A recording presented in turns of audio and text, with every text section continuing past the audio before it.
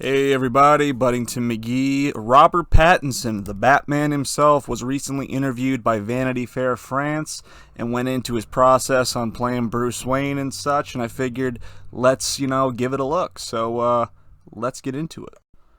Okay, so this article is actually from Heroic Hollywood. It's written by Ryden Scarnado, but it features all Pattinson's responses from the Vanity Fair interview. So, let's get into it.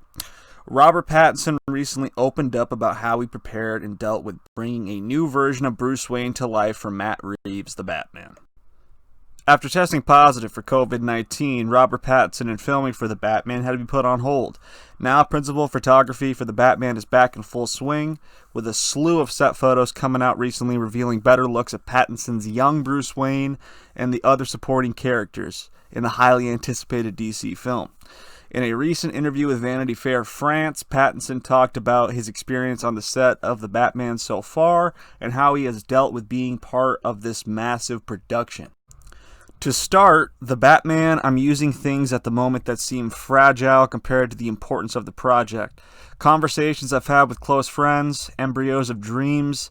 This is the secret and sensitive part of the actor facing the heaviness of the project. On The Batman, on Tenet, a gigantic team of technicians surround you, and when you say, "Let's go, Robert, action," you have to forget this mass of people and play in front of your own thoughts, your own demons.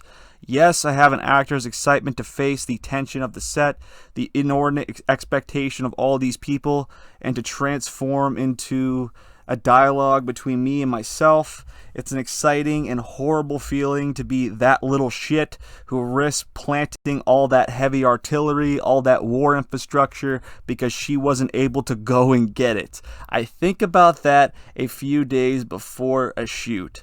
Wow. Many actors have had a crack at Batman over the years, and Robert Pattinson has challenged himself as an actor ever since his departure from the Twilight franchise.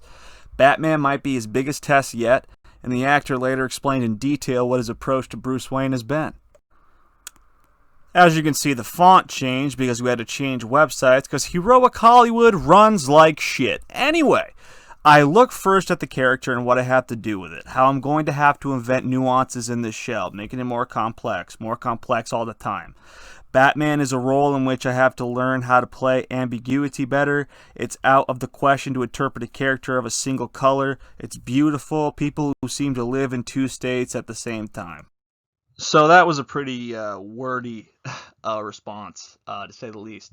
But from what I gathered from that, what I took away from it was, Robert, he realizes that Batman has this long story, history and everything, on film. A lot of people, a lot of great actors have betrayed this character. I'm sure he's done his homework. He's trying his best to bring something new to it and looking through a variety of lenses to get there. And I'm sure, and from the way it sounds, he's taking this very seriously. And as a fan, I really appreciate that. Some people, sometimes say that Robert comes off as, sometimes pretentious or, artsy or whatever. But I feel like he's just taking this seriously and he's expressing in his own way what he's going to bring to this movie. But that was the video today, guys. Thank you so much for watching. Make sure to like, comment, and subscribe. Hit the notification bell if you haven't already. Check me out at twitter.com @BuddingtonMcGee. And until next time, guys, keep being safe and release that haircut.